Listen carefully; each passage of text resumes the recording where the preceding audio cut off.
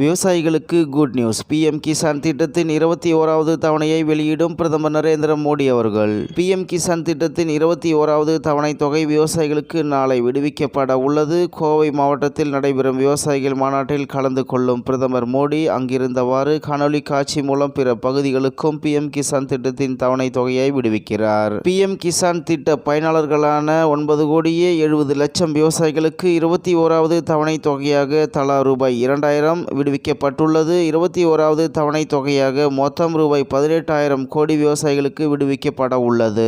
இந்நிலையில் கோவை விமான நிலையத்தில் செய்தியாளர்களை சந்தித்த மத்திய இணையமைச்சர் எல். முருகன் கூறுகையில், 2014ஆம் ஆண்டு முதல் பிரதமர் மோடி அவர்களின் ஆட்சி காலத்தில் விவசாயிகளின் மேம்பாட்டிற்காக பல்வேறு திட்டங்கள் அமல்படுத்தப்பட்டுள்ளது. அந்த வகையில் பிரதமரின் கிசான் சம்மான் நிதி விவசாயிகளுக்கு பெரும் பயனை அளித்து வருகிறது. அந்த வகையில் அதன் 21வது தவணையை நாளை பிரதமர் விடுவிக்க உள்ளார். நன்றி, வணக்கம்.